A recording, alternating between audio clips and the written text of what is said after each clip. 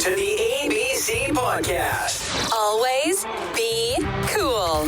The show where your hosts, DC and BK, showcase your local business and real estate pros going gangbusters in leadership, community involvement, and just being cool. Here are your hosts, serial entrepreneurs, mortgage experts at Summit Lending, and partners in crime, Darren Copeland and Bobby Kerr. All right, everybody. Hey, it's the Always Be Cool podcast with your hosts, Bobby Kerr, Darren Copeland. What's up, everybody? Hanging out with our good friend, former Chiefs NFL star, JJ Birden. Take it away, DC. Right on. I'll do a quick intro for everyone here. So born June 16th, 1965, graduated from Lakeridge High School in Lake Oswego, Oregon. Later graduated from the University of Oregon. So go Ducks, right, JJ? 2010 inducted into the University of Oregon's Hall of Fame for his performance on the 1985 track and field NCAA championship team. He was actually drafted in the 8th round by the Cleveland Browns. He played 9 NFL seasons for the Kansas City Chiefs and Atlanta Falcons. His wife is Raina. They have 8 children, including 5 they adopted with nieces and nephews. And a little known fact, Bobby, only player in the NFL in the last 30 years to play to play at least 9 seasons and weighed under 160 pounds, which is amazing. JJ is a physical fitness advocator, entrepreneur, phenomenal motivational speaker, and just an all-around awesome dude. So JJ Birden, welcome to the show, my friend. Hey, what's up, DC and BK? It's good to be on the show. Hey, brother. Happy to have you, man. It's good to have you, man. Hey, did we nail everything on the intro? Was there anything else that we should hit on before we get started? Nah, you crushed it. You hit all the important stuff. Right on. Hey, right on, man. I got to throw it out there. So I got through my college days in the late 80s, early 90s playing Super Tecmo Bowl, and I'd always swap you in on the Super Tecmo Bowl in there, man. So I appreciate that. Well, that's pretty cool. And I'm blown away because there's so many guys that still play Tecmo Bowl, and they're messaging me on social media telling me about how they're still playing it. So that was a pleasant surprise. Yeah, that's awesome. That's awesome, we were man. talking and growing up a kid in Kansas City in the 80s and early 90s, I told DC that my 2 Chiefs receivers that I remember, the first 2 that I can remember were you and Stephon Page. Like, those are the guys, like when I was growing up, a little kid in Kansas City, those are my guys. So it's pretty cool to have you on the show. We really appreciate it. No, I appreciate the invite. Absolutely. Yeah. Absolutely. So it was really cool. So, growing up in that era, JJ, the Chiefs were really kind of in a down period of time. And then I remember just being a kid and the excitement in Kansas City. Marty had gotten fired in Cleveland. And, he came to Kansas City, and everyone was so jacked to get Marty Schottenheimer here in Kansas City because he was a winner. Yeah, he had a couple of unfortunate playoff games there in Cleveland. But, man, I know you're a huge fan of his. So maybe you could start off and tell us 1 or 2 stories about Marty and your relationship with him. Yeah, Marty was definitely a winner and someone that was really kind of true to my heart because he drafted me in Cleveland. And guys, I didn't have a very impressive college football career. I had like 1 touchdown, and 19 catches my senior year. But Marty saw something in me. And when the Browns fired him, I could not believe it. And obviously I had to stay there. But when the Browns cut me the next year, Marty was one of the first coaches to call me. So I knew eventually I would end up playing for Marty. I kind of went the Dallas Cowboy route first. Right. But when it was time to make the right decision going into my 3rd year, I felt the Chiefs was a good fit. Marty was there. And the Chiefs need a little bit of speed at the time. Right. So I felt I could deliver there. Yeah. That's awesome. So how did that work out? So were you on the practice squad with the Dallas Cowboys, or maybe you went to camp? Yeah, it's a really interesting story because when the Browns cut me, I had the Chiefs call me right away. So I flew out to Kansas City. I worked out for Marty, Al Saunders, the wide receiver coach, and they wanted to put me in the practice squad right then. And while we're having this conversation, the Detroit Lions were on the phone, and they called my agent and said, "We want to activate you this weekend and put you on the roster." Oh, wow. So Marty's like, "Hey, we're not ready to activate you, so you go sign with the Lions." But he's like, "If they want to put you on the practice squad, you come back and be on my practice squad." And I said, "You got a deal." But what happened was I fly out to Detroit, and my knee swollen from this great workout I had with the Chiefs. Oh. So they flunked me on the physical. And then Green Bay Packers call. I fly out to Green Bay. I flunked their physical because of the swelling of my knee. Oh, no. Wow. So I'm thinking like, well, I still got Marty. So I fly back to Kansas City, and by this time they've heard I flunked 2 NFL teams' physicals. So the Chiefs flunked me on the physical. Oh, man. So I was kind of upset with the Chiefs because the swelling of my knee was because of the great workout I had with them. Right. Exactly. Wow. So that was why I ended up in Dallas, because when Dallas called and then Kansas City called, and I was kind of mad at Marty. So I said, I'm going to Dallas. Right. Yeah. So I stayed on the practice squad all year for the Cowboys. That's cool, man. We'll go back to college a little bit. So tell us, because you're a track star at Oregon. Actually, if I'm not mistaken, you were in the Olympic trials in 1988. Is that correct? Yeah, I qualified. I mean, dude, that's a big deal. So I know you weren't really expecting to get drafted. So how did that come about? Was it an invitation to the combine? Is that how that road kind of started for you? Well, the football thing really at Oregon was just because Oregon and every Division I college said I was too small to play coming out of high school. Okay. Because I was 5'9", 133 pounds, and I was the number 1 wide receiver in the state. I had these crazy stats, but no Division I college would recruit me. So I knew I'd get a track scholarship. And as the different colleges came around to visit me, I'd say, "What do you think about me walking on and playing football one year?" And Oregon was the only D1 school that said, "Hey, you come run for the Ducks. And if the coaches allow you, you have our blessing to walk on the second year." And so I convinced head coach Rich Brooks the second year to let me walk on. And I made the team, guys. And that was really the goal, just to show them I could play. Yeah. But I was locked in on track the whole time. So I've heard you say in a couple different interviews and some things that I've read that, I think unlike a lot of, let's just say receivers going from high school to college and then eventually to the pros, their goal is to get to the NFL. They say, "This is my goal. This is what I want to do." But I've heard you say that was really not your goal. Not at all. I wasn't that kid who was dreaming at a young age that he wanted to play in the NFL.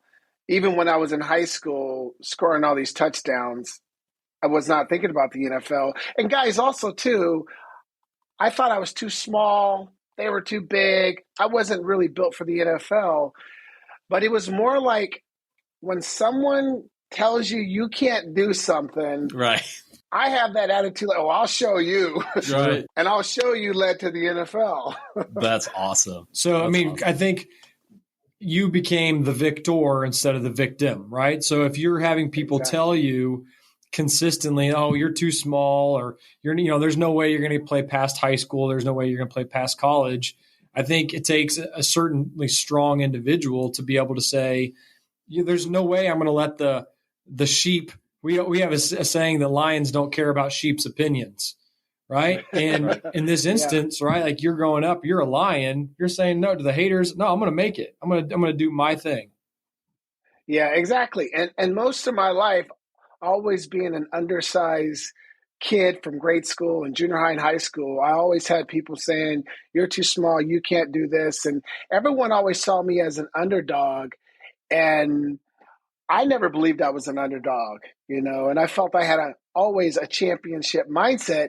I had the work ethic like an underdog, but I knew that I had the abilities just if I was given the opportunity. That's awesome. And JJ, you have a really cool story, if you wouldn't mind sharing with us. But as you were talking to Marty and trying to land on with the Chiefs, tell us a story that I think you called it you had a honeymoon baby on the way. Oh yeah. And you called Marty and things are a little tight on cash and kind of take it from there.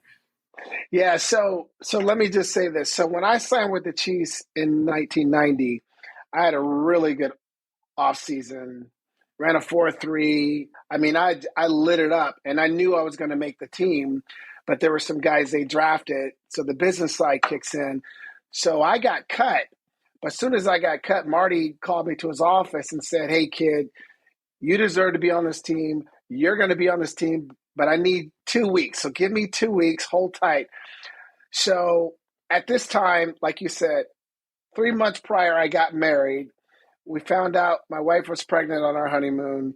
And then I didn't have very much money because I didn't make money my first 2 years.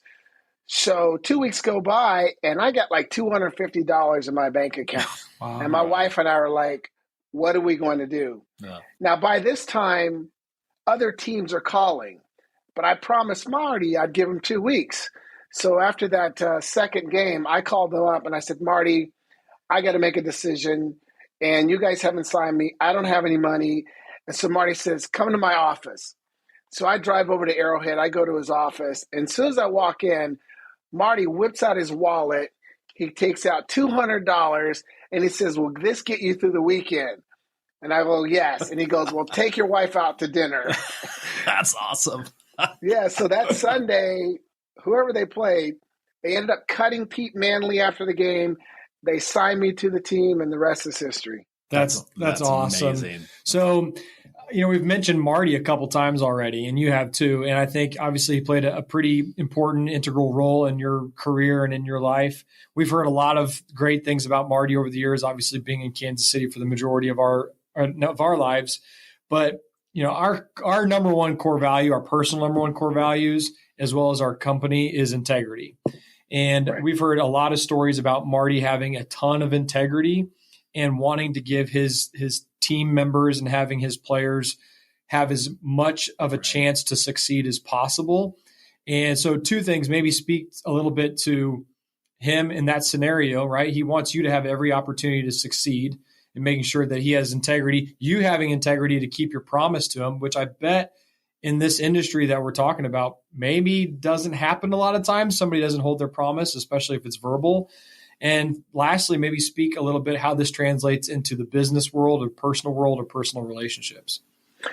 Yeah, I think that's such a good point that you're making, because in the profession of the NFL, it's really a business, and there's not much loyalty. There's not much integrity. But I think I really connected with Marty from day one when I was in Cleveland. Because, guys, you got to understand, I was a wild card. I mean, I didn't have much as far as statistics in college. So when I was drafted in Cleveland, I felt like even the staff was like, okay, who is this kid? But like Marty was following me around the whole time. He was like in my ear. He was coaching me because Marty saw something in me. Mm-hmm. So when it was time to make that decision that third year, and I had a couple other teams interested in me that actually offered me a little bit more money. But I felt that Marty believed in me the most, and he was going to give me the most fairest opportunity to make the team. And it proved to be the right decision. Sure. Is that common for a head coach, especially, to be that attentive to a lower round draft pick, or is it just something special with your relationship? I think it's a combination of both. I think sometimes a coach sees something in a player that maybe others doubt, but he believes in that player. Mm-hmm. And we had that connection because I'll tell you guys, when I got to Kansas City, I later found out that offensive coordinator Joe Pendry did not want me there. He did not want a small, tiny wide receiver. And they were a little upset that I was brought onto the team. But Marty gave me every opportunity to make sure Joe Pendry fell in love with me. And eventually he did, right. But it's just always nice to see that at the NFL level, because you don't typically see such loyalty between a coach and a player. Well, and that's really cool, because it really seemed like he was a fan of yours. Like you said, he saw something in you.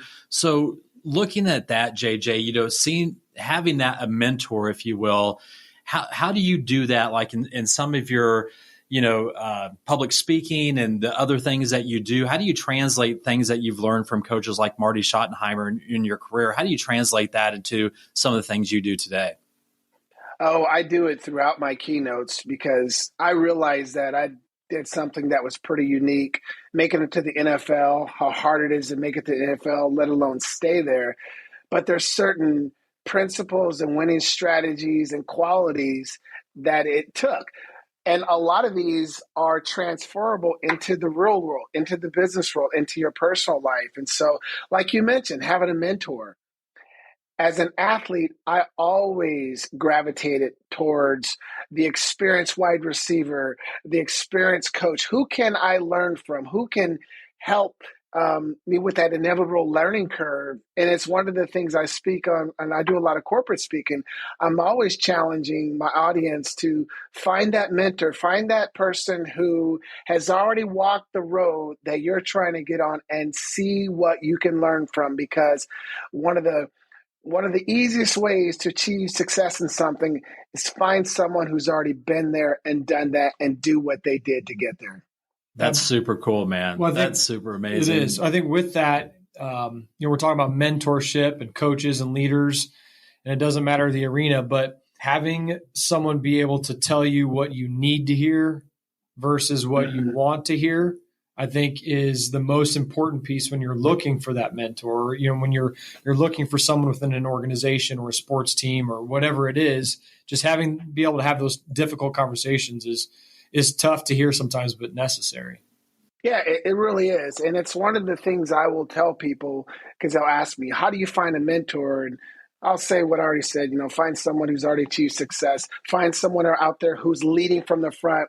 But like what you said, find someone who's going to be a reliable accountability partner. They're going to tell you what you need to hear, not what you want to hear, because feedback is the breakfast of champions. That was my nugget I was hanging on to. You can cross that off now. I'm going to cross that off my notes. Good job, JJ. Here's the thing. I heard you say that, doing our research, I heard you say that in a different podcast from a year or two ago. And I've been holding on to that all week to tell DC, right? And I wanted to save it for right here and be like, listen to this nugget. This is good. Yeah. I heard that and I was like, that is good.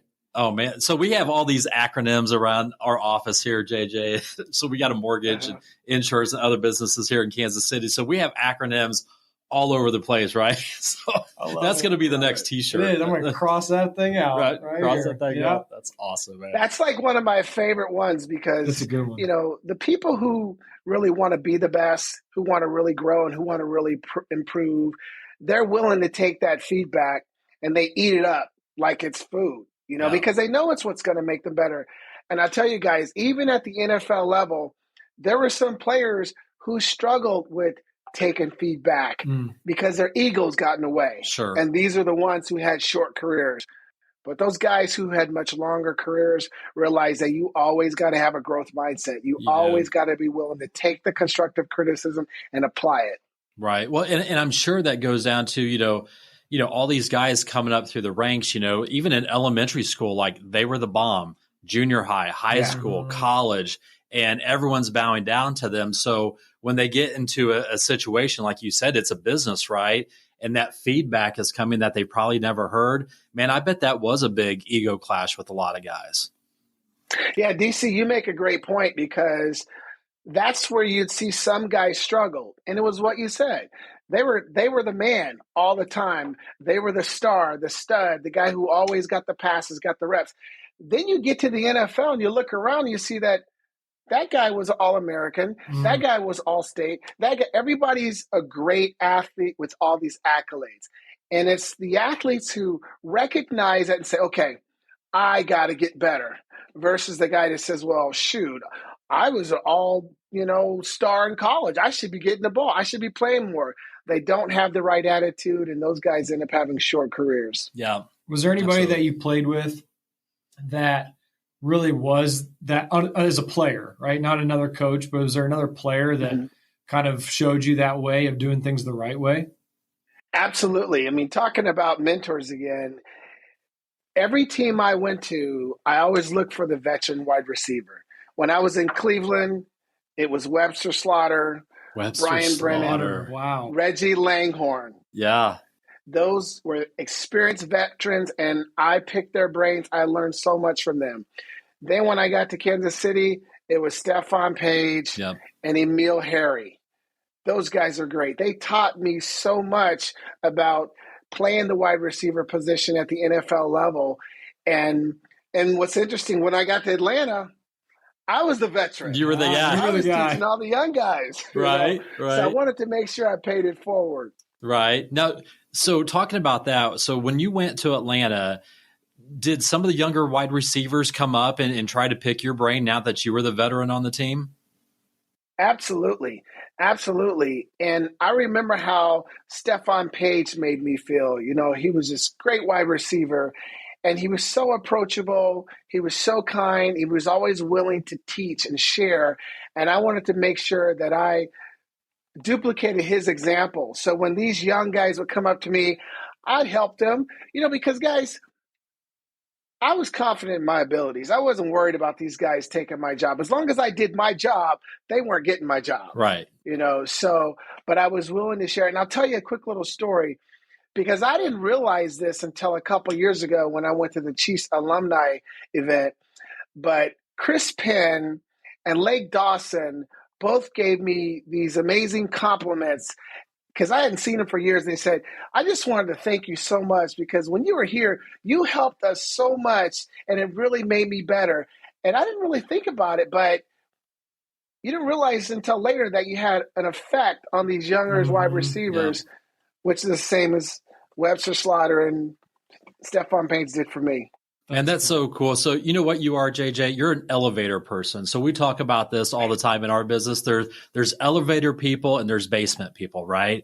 And you always want to be hanging out around the elevator people, because they're, no matter what, they're going to lift you up. They don't have any ulterior motives or anything like that. Like, they're positive people. And that's what we try to surround ourselves all the time, man. So hey, you can implement this into your public speaking. So elevator people, basement people. All right, there you go. Well, I like that, because there's something on my keynotes I talk about the joy of seeing other people win. Yeah. You know, I love seeing everybody win. And because sometimes people feel threatened by that. But, you know, when this guy's winning, that guy's winning, the team is winning, the company's winning, you know. So, but I like how you said that. Elevator people at the top and at the bottom. You can use that in all your keynotes. Just make sure to say brought to you by the Always Be Cool podcast. Find them on Spotify. Right. Hey, you got it. Tell him our other one about scoring a touchdown. Oh, yeah. We always talk about, again, elevator people. Whenever you score a touchdown, you turn around. It's not who's clapping. Look around to see who's not clapping. Right. Well, you want to be around people that have pom-poms cheering you on and not pepper spray. Yeah. So that's cool. Well, you know, talking about being a mentor yourself, once you were that vet, you were that guy when you got to Atlanta. You obviously, JJ, have a big heart. You have a servant's heart. You want to help people. You want to lift people up. You want to be an elevator person. It's apparent from your time playing professional sports. It's apparent with your time now as a motivational speaker. To me, doing my research on you and doing our research and learning about you through these things, I don't know that there's a better story to tell about your family and how you came to be a family of 10. So can you share that with us? Yeah, absolutely. So my wife and I, Raina, we just had our 32nd wedding anniversary. Wow, congrats, man. Hey, thank you, guys. I appreciate that. And when we got married, we had a simple goal when it came to children. We wanted 3. More than that, too many. Less than that, not enough. And so we have LeJordan Jr., Dante, and Camille. And in 2007, I received an unexpected call from my nephew, Justin, in Tulsa, Oklahoma. And there were some problems happening out there. So the next day I flew out to Tulsa to check on them. And then 24 hours later after that, I'm in a courthouse standing before a judge. And the judge says, Mr. Birden, we're going to take your 5 nieces and nephews and place them in 5 separate foster homes. You're the next of kin. What would you like to do? Wow. And you can only imagine having to make that decision that's going to impact so many lives. And but I did what any smart husband would do. I was like, Judge, let me call my wife first. That's right. and how'd that conversation go? Well, good question, because I talked to my wife. We're in the hallway, and I said, "Hey, babe, I will not bring these children home if it's going to negatively affect our relationship, our children." And my wife said, "Could you really sleep at night knowing we could have made a difference?" Wow. And it was a done deal. How awesome is that? That's a good woman, man. Wow. She's a keeper. Yeah, I'd say you can't keep Raina around for another 32 years. Yeah. And you're right. And she's amazing, because not too many women are going to take on 5 children all at once. They were ranging from 6 years old up to 14.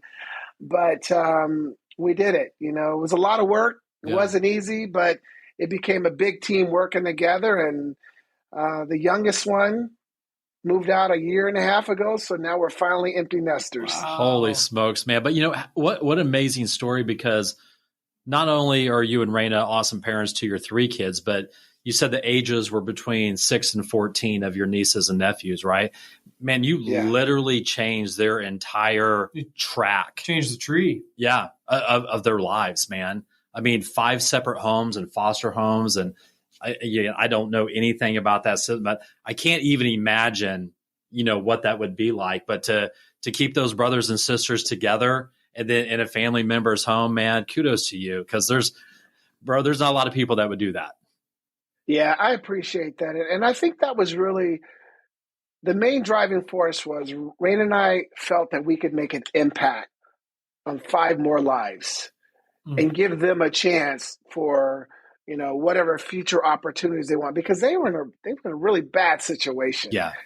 But I'm just glad we had the ability to do it and work together as a team to make it happen. Well, we've talked a lot about your path and your path through professional sports, through what you're doing now with business, and overcoming a good amount of obstacles, whether it's where you grew up in part of Portland. But talk about obstacles that you alleviated for those kiddos by bringing them into your household, and the path that you created for them. So very special. No, thank you. I appreciate that, BK. Yeah, absolutely, man. Absolutely. All right, very cool. So before I forget, and we'll come back to some of the things that you're doing right now, but man, I have to go back, because I always would hear about how much Marty Schottenheimer hated the Raiders, and back then, Sports Center was just coming along. So I mean, you're watching like the local news, right? You're watching channels 4, 5, and 9 here in Kansas City way back in the day, right? Yeah. So the antenna ears, the rabbit ears, and all that stuff. So tell us a little bit. Was it really that different back in the day with Marty? I mean, did he really hate the Raiders that much when that came up twice a year?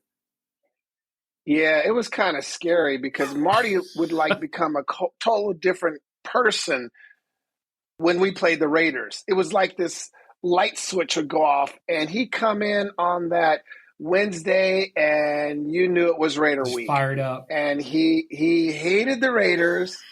He did not like Al Davis. I don't know why, but he infused that passion, that enthusiasm, that energy on us during that week. And I guess I could say, and I'm happy to say, that we won 8 out of 9 times when I was there against the Raiders.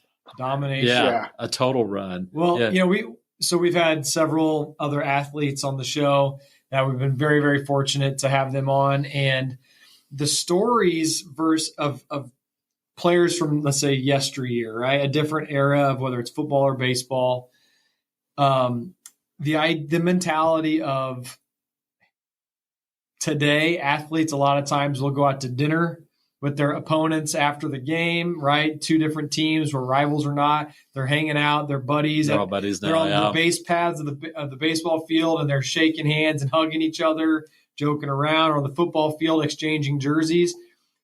What do you think that shift was from even 15, 20 years ago to now, like this kind of touchy-feely, I'm not saying it's bad, it's just completely different. Where do you think that paradigm shift happened? Right, because, you weren't seeing Steve DeBerg and Joe Montana going out to the middle of the field and signing the other opponent's quarterback's jersey.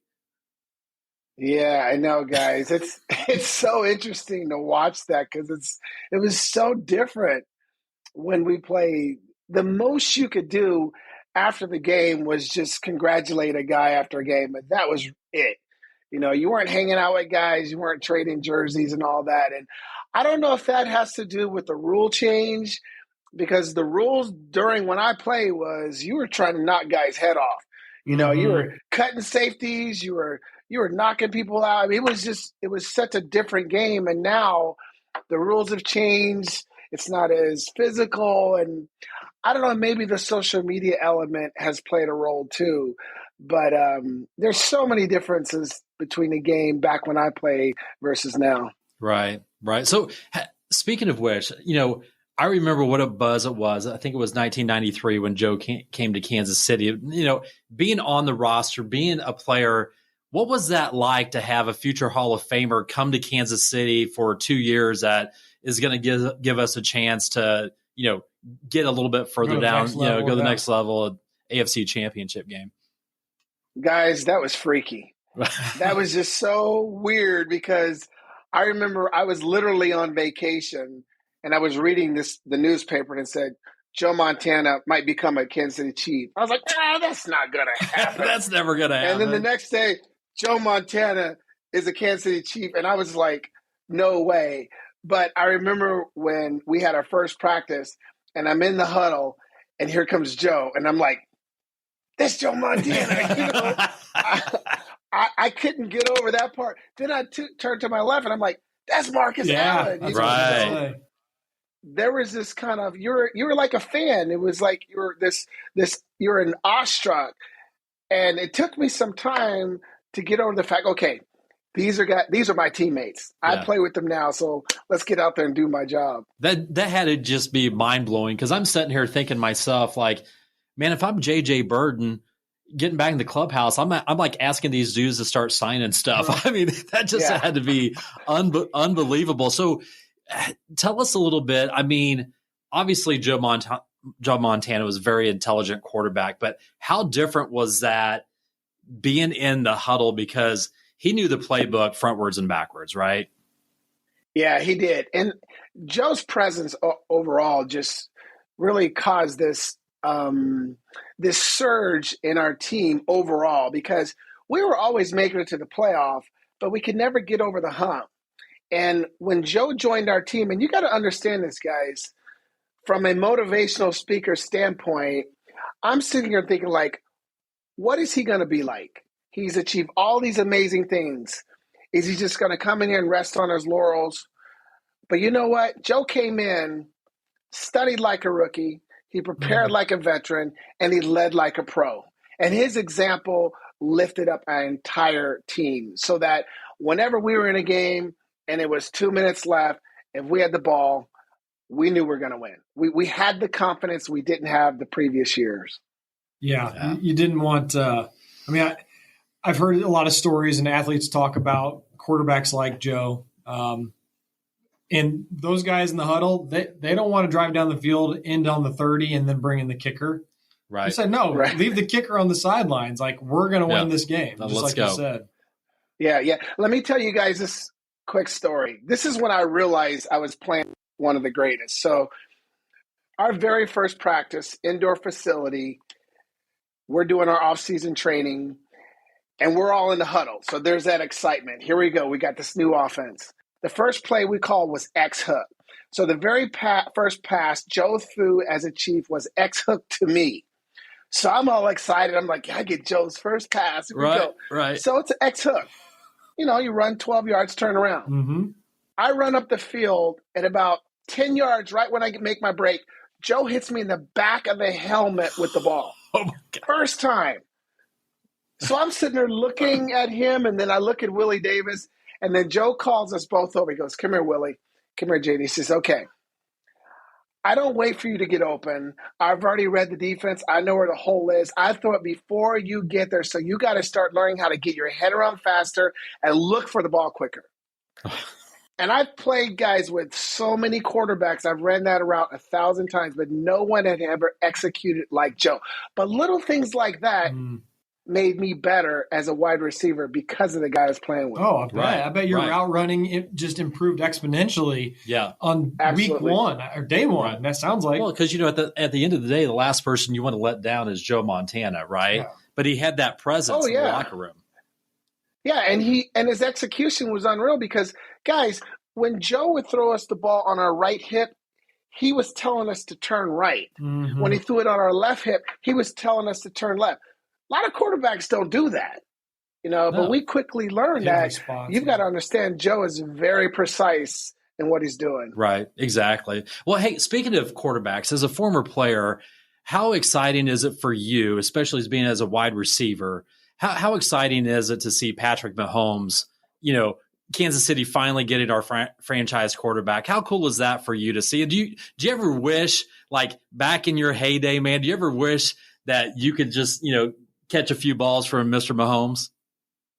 Yeah, I'm very excited about Patrick, and probably for two reasons. One is, like you said, he's a franchise quarterback. And whenever you have a franchise quarterback, that team is always going to be in the playoffs because great quarterbacks can make everybody else good enough to always have a shot in the Super Bowl. The second thing that gets me excited about is that he's still young. Yeah, he's still learning the position. He's still on this learning curve. So we haven't seen the best of him yet. So Kansas City needs to get ready because he's just going to get better and better and better. That's scary. Yeah, that is scary. That's scary. Hey, JJ, will you hook us up with a suite on September 11th when the Chiefs come down and open up against the Arizona Cardinals? Come on, man. We're coming down. Come on, dude. We're going to be there. Are you serious? Yeah. Dude, that's tailgate. I just found out I'm speaking out of town when they come to town to play Cardinals. I'm so upset. You're going to have to change it. Who's the company you're speaking for? They'll just tell them to rearrange I don't know, but they've already paid me 50%. So. Well, there you go. All right. You can't hate on that. Yeah, you're excused. So that's back to a little bit of your story. So You've mentioned underdog. You've mentioned in previous interviews, I've heard you say, I came from the quote unquote hood of, Portland. So I've also heard you say you did whatever it took. You had the mentality of victor instead of victim. So just maybe speak to a little bit of your mentality, where that came from. Did other people in your family have it? Was it exclusive to you? What drove it? And then how did that continue for the rest of your career and still continuing today? Yeah, I think from a very early age, I recognized that I wanted something different. We were raised in a tough situation. We didn't have much. And even at a young age, I would watch family members and friends make certain decisions. I would see the results. They weren't positive a lot of times, and they struggled. And I just decided I was going to break the cycle. I'm going to do something different. I want to get out of the hood. I want to go see the world. I want to create future opportunities for my family. And that was kind of like my why. We talk about your why. Why do you do what you do? Yep. And that was the driving force to really take me where I wanted to go. It was that fuel that I needed. And, I'm the type of person that once I get that why together and I have the mindset, I'm unstoppable. I'm going to do whatever it takes in spite of failure, adversities, challenges, obstacles, or whatever, because something you mentioned early, BK, because so many people in my surrounding, they were that victim mentality. They made up excuses because of their environment or what others were doing, but I always wanted to be the victor. I wanted to get out there and change my circumstances, but I also knew it wasn't going to be easy. I had to be willing to do the work. And that's something that's always stayed with me, no matter if it's, athletics, it's business, it's my family. I want to try to be the best of the best at anything that I do. How do you relay that and teach that whether it's in an hour-long keynote or you're doing consultations with an actual organization? How do you get that feeling to come across to other business leaders? Yeah, great question. One of my keynotes is called Seizing Your Opportunities. It's my most popular keynote. And there's 7 steps that I go through with, these companies. Obviously I've done my homework. I know kind of where they're struggling. I know, what problems they're looking to solve. But I talk about mindset, because I think that's the most important of anything we do, because how you think, what you think, it matters, And so from there, I go to why. I just talked about that. Even helping people in the corporate world. Why do you do this job? What is driving you to be here every single day? Because if your why is strong enough, the process to get there is not a challenge. You'll do whatever it takes. And then we move to game plan. Okay, you know what you want? What's the game plan? What's the strategy? And then I hammer them with, you got to be willing to do the work. Because everybody wants success, but not everybody's willing to do what it takes. And I like to warn them of, I call FASCO. It's an acronym I made up. It represents failures, adversities, setbacks, challenges, and obstacles. You're going to deal with these moments. Mm-hmm. These are opportunities for growth. When you have an obstacle you're dealing with or adversity, you ask yourself, why did this happen? What can I learn from it? And how can I turn this into an opportunity? Because I believe those are some of the greatest mentoring moments. And then the last point I give them is this. Don't fall into the complacency trap. Because when some achieve success, they tend to get comfortable. They tend to get lax. And this is what gets people in trouble. And this is something I learned from Joe Montana. Joe would always say, when I hit a goal, I say, what's next? And I raise the bar a little higher and I go after the next goal. And so that's something I try to instill to my audience, is that you should always be raising the bar, always challenging yourself, because you never know how far you'll go.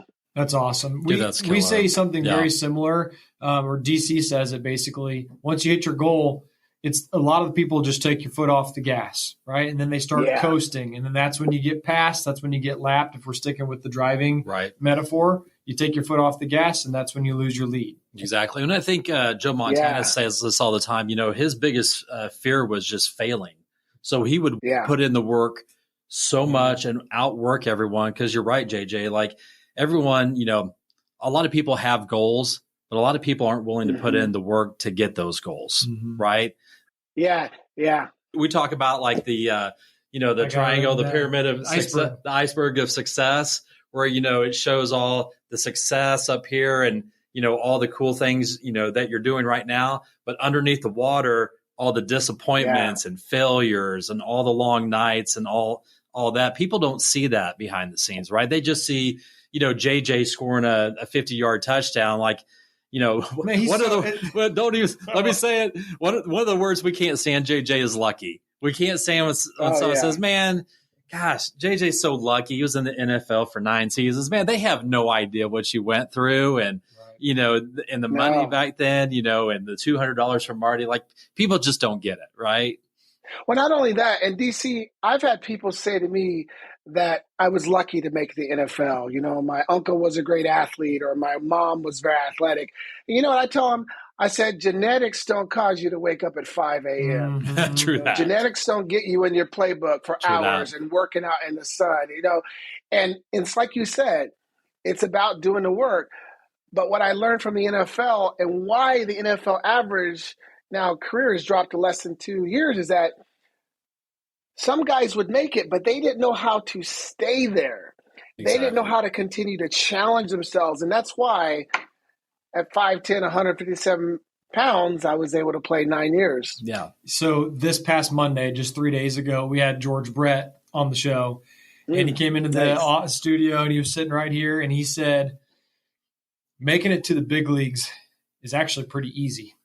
Staying there is what's hard. Yeah. And I mean, that's very similar to what you just said. Yeah. And it's really a mindset, guys. And one of the things I did that I teach in my keynotes is I say, going into training camp, It wasn't like, okay, I'm just going to do what I did last year. No, it's how can I be better than I was a season before? And I would say that from week to week. How can I be better than last week than I was this week? Because, again, when you have a growth mindset, you recognize that you can continue to grow, you can continue to improve, and you're willing to put in the work to do so. Those are the habits that have stayed with me. I'm 57 years old, and I'm still doing it at the same pace. That's amazing because, another thing that we always talk about, JJ, and I know in my personal life I feel the same thing, but we're really big on morning routines, and we try to coach our, staff and our team members because, I get up at X amount, in the morning, but, I get a reading in, I get, my workout in, get your breakfast in. And it really, I call it, it's like putting on your mental armor for the day to get your morning routine going. So no matter what pings you and hits you and, whatever hits you, you just kind of bounces off a little bit easier. So we're really big on the whole morning routine just to get your head straight, man. Yeah, I love that, guys. And I could not agree with you more. Sports, in particular NFL, really taught me the importance of structure. Mm-hmm. When you're in NFL, you were told where to be, when to be there. We had these schedules. And I've continued to live like that because just through my experiences, I've learned that the enemy of success is disorganization. Yeah. Yep. So if your day is organized and mapped out, man, you got an opportunity to crush that day. Oh yeah. We actually we had an interview with someone that is considering joining our team, and they were discussing how they kind of lacked structure. They didn't know where their finances were going. They're trying to build their own personal business, but they don't really know where everything's going. And at the end of the day, you're like, I should be way more successful, but I don't. Where is everything at, right?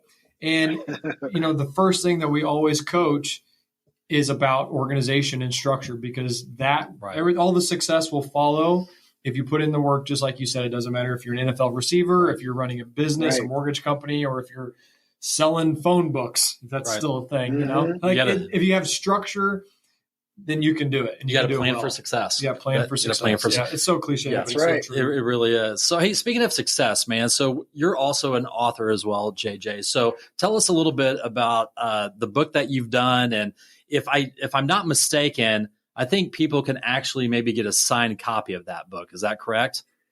Yeah, this is the first book I wrote. It's called When Opportunity Knocks, 8 Surefire Ways to Take Advantage. And I always had a goal to become an author. And this is really about seizing your opportunities in life, and when I say opportunities, anything that's important to you. So it's kind of like a roadmap, a blueprint of here's what you need to do. Released it about 5 years ago. And like you said, you can go to my website, you order from there. I sign all of those that come through.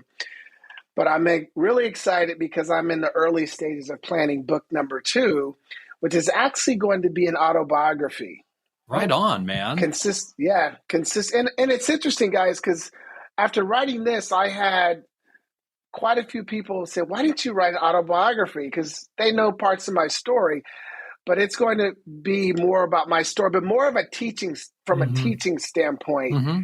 And it's going to really, I don't know the title yet. It's going to have something to do with, I think it's going to be something like, under 160 pounds, something underdog. It's going to be something like that because what you said, DC, earlier, and I'm continuing to research this, guys, but so far I'm 35 years into the NFL. I haven't found a player yet who played longer than me that weighed under 160 pounds. Yep. There's some guys like Mark McMillan played 8 years. Right. He was lighter than me. Gerald McNeil played 7. So I'm doing my homework because that's something that's really going to be connected to my brand. That's super cool. Yeah. Hey, can you give everyone, what is your website, JJ, so people can go find out where this is? Yeah, go to jjbirden.com. You can see some clips of me speaking on there. Obviously, my book pages on there where you can order from. And yeah, like I said, when it's ordered through my site, the books come to me. So that's why I'm able to sign them. Cool. But, before we start to wrap up, we want to make sure we're respectful of your time.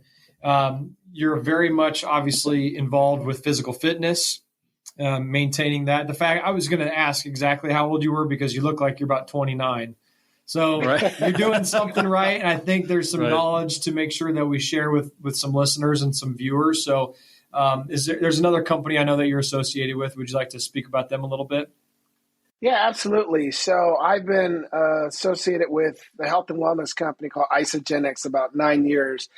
And it was really just kind of happened because my weight started increasing as we start getting a little older.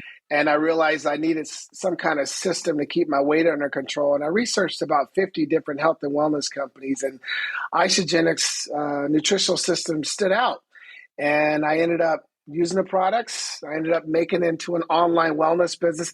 And I love it too, because if you guys follow me, you know I'm all about living a healthy lifestyle, because I preach about, positivity and motivation and just these elements that I really want to lift people up, but also want to look the part. I want to be an ambassador. Exactly. You better look the part. Yeah, exactly. Yeah, I know. You can't be bragging on it and roll up at 300 pounds, right? And also, too, guys, we're losing a lot of our team members. I've lost some team members to death so many guys over the last 5 years. And quite a few of them, it was due to the fact that they didn't take care of their health, things that were in their control. So I just want to make sure I'm doing what I can to take care of my health because, I got the aches and pains from playing the NFL, but I'm doing the best to control what I can control. That's awesome, man. That's good. That's really cool. All of us. I wake up with aches and pains too, but oh my gosh. First of all, I'm going to go home now. You've motivated me to throw away that package of Oreos. And I'm not even kidding. It's not worth it. And that's a beauty. Yeah, but see, guys, if you do it right, then you can have those cheat meals. That's true. You can have that cocktail. You can have those cheat days. You're exactly right. Yeah. I just mix my whiskey with water now instead of Coke. So JJ, so there's a local workout place. I know they have them in Phoenix, so we'll plug them real quick. So Orange Theory Fitness, right? So there's Orange Theory Fitnesses in both KC and Phoenix. But our coach, Steve, which I know he always loves me plugging it, but he tells me, DC, you can never outwork bad nutrition, right? Yes. So, you can have the cheating days, but you still have to work out. But if you're working out and your nutrition is just not what it's supposed to be, man, you're just not going to make any inroads. So, oh yeah, the 80-20 rule is real. It's 80% what you put in your body and 20% what you do with your body. It's true. That's true. awesome. And so I think this is a perfect way to put a bow on it with everything that you preach, that you teach.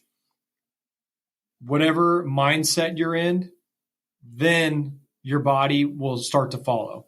So if you're not in a positive mindset and a healthy mindset, that you want to make sure everything in your life is the best that it can be in a positive light, then you're sure as hell not going to be able to get your physical self in the right state, in the right state as well. Yep, absolutely. Yeah, I love that, BK.